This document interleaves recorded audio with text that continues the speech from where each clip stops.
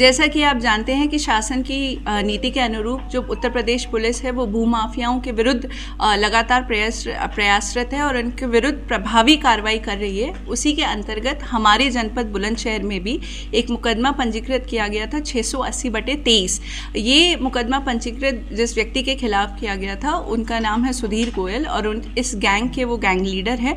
इसके 4 अन्य सदस्य भी हैं, एक उनकी पत्नी श्रीमती राखी गोयल, एक आलोक जग्गा, जयसिंह और जयप्रकाश।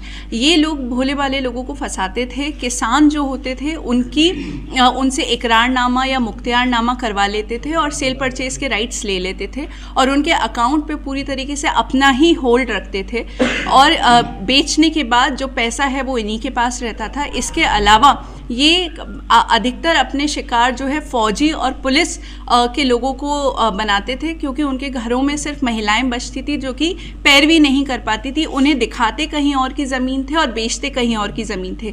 जब इस फ्रॉड का लोगों को पता चलता था और वो इससे कंप्लेन करते थे तो ये कहता था कि मैं ही आपकी ज़मीन खरीद लूँगा, आप मुझे बेच दे। फिर ये अपने पास बेनामा करा लेता था या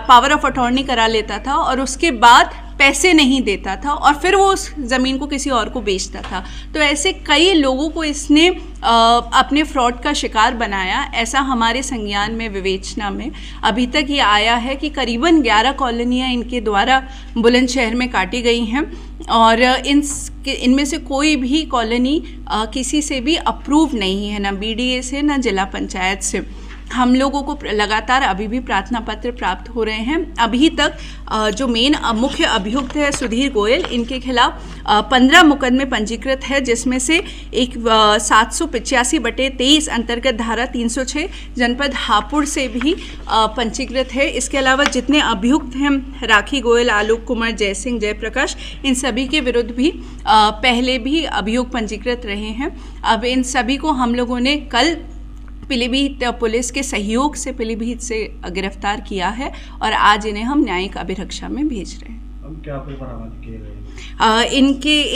इनके पास से एक फॉर्च्यूनर गाड़ी जिसका नंबर UP 25 CR 9495 है वो बरामद हुई है। 3,74,720 रुपये नगद इनसे मिले हैं। 13 मोबाइल फ़ोन, 3 चार्जर एवं 17 कपड़ों से भरा हुआ बैग भी बरामद हुआ है। जैसा कि आप जानते हैं कि इनके विरुद्ध कई अभियोग अभी भी पंजीकृत हुए हैं जिनमें विवेचना प्रचलित है। इनमें कुछ लोगों के नाम आए हैं, विवेचना जारी है और जो भी संलिप्तता जिस भी व्यक्ति की पाई जाएगी उसके विरुद्ध वैसी ही विधिक कार्रवाई की जाएगी। हाँ, इनके ऊपर जो सुधीर गोयल, आलोक कुमार, जयसिंह, जयप्रकाश, इन सभी पर 25-25 हज़ार का इनाम घोषित हुआ था और ये इनाम राशि जो पकड़ने वाली टीम है कोतवाली देहात और कोतवाली नगर की संयुक्त टीम ने काफ़ी इसमें मेहनत करी और इन सबको ये इनाम प्राप्त हो गया। संभ्रांत लोगों का नाम ये अभी ठीक नहीं होगा। जो भी विवेचना में, मैं पुनः कहूँगी, जिनका नाम प्रकाश में आएगा, जिनकी भी संलिप्तता इसके अंदर पाई जाएगी, इसको संरक्षण देने में, इसके काले धन को सफ़ेद में परिवर्तित करने में, जिस तरह की भी हम लोगों को जो सामने आएगा उन लोगों के खिलाफ उनकी संलिप्तता के आधार पर कार्रवाई की जाएगी।